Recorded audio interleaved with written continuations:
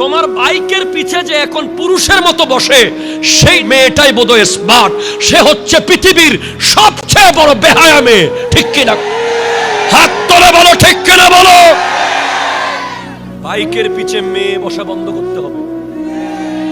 কোন ইমার্জেন্সি ছাড়া নারীদেরকে মোটরসাইকেলের পেছনে বসানো বন্ধ করতে হবে। যতটুকু মোটরসাইকেল যায় গোটা রাস্তায় বেহায়াপনা ছড়াতে ছড়াতে যায়। যুবকদের অহংকার চলে আসে, অ্যাক্সিডেন্ট করে মেয়ের জন্য। আগে তো অন্তত যে বাইকগুলো ছিল সোজা ছিল, সোজা ভদ্রভাবে মেয়েরা বসতে পারত। এখন বাইকের পিছনে এরকম টাইপের। এগুলো মুসলমানের ঈমান, আমল, আখলাক, চরিত্র নষ্ট করার যন্ত্র। এগুলো বাইক না। ঠিক কিনা কথা বলেন? জানি আপনারা আমার বিরুদ্ধে হয়তো বলতে পারেন, নজরে সে বাইক টাইক সব বিরুদ্ধে বলে গেল। একদিন বুঝবেন এই কথাগুলো। আপনি আপনার বোন, আপনার বিবি, আপনার মেয়ে, কাউকে যদি সামর্থ্য থাকে তাকে রিকশায় তুলে দেন, তাকে সিএনজিতে তুলে দেন, আপনার পেছনে বসিয়ে তাকে নিয়ে না। গোটা রাস্তা বেহায়াপনায় ছড়িয়ে পড়ে।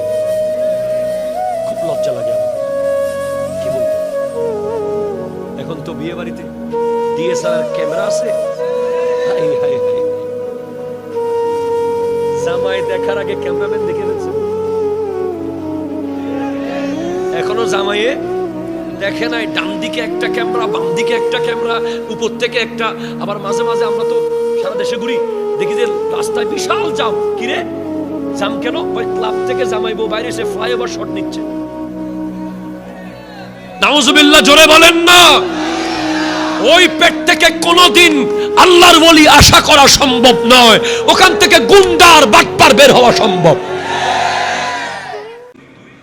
কোন মেয়ে বিয়ের উপযুক্ত হয়েছে, সাথে সাথে বিয়ে দেন, সাথে সাথে। না মাস্টার্স পাস করাবো, না না দেখি আরো না। প্রতি মুহূর্তের গুনাহ বাবার কাঁধে। যতক্ষণ ওই মেয়ে আপনার কাস্টডির মধ্যে আছে, তার বেপরদাগি, তার গুনাহ, তার ফেসবুক, তার মেসেঞ্জার, তার চ্যাটিং, তার হাঁটা, তার চলা, তার শপিং, যা যা যেখানে যেখানে সে বেপরদা যাচ্ছে, প্রত্যেকটা গুনাহ বাবার কাঁধে। বাবার পরে ভাইয়ের কাঁধে, ভাইয়ের পরে স্বামীর কাঁধে, স্বামীর পরে আবার সন্তানের কাঁধেও যাবে। যদি মা বেপরদা চলে, ছেলে যদি আদবের ভিতরে মাকে না বুঝায়। আমাজান হযরতে ফাতেমা জাহরা রাদিয়াল্লাহু তাআলা জিজ্ঞেস করছেন, ইয়া রাসূলুল্লাহ, আমি কতটুকু পর্দা করব? নবীজি বলেছেন, যতটুকু আগুন থেকে বাঁচাতে চাও,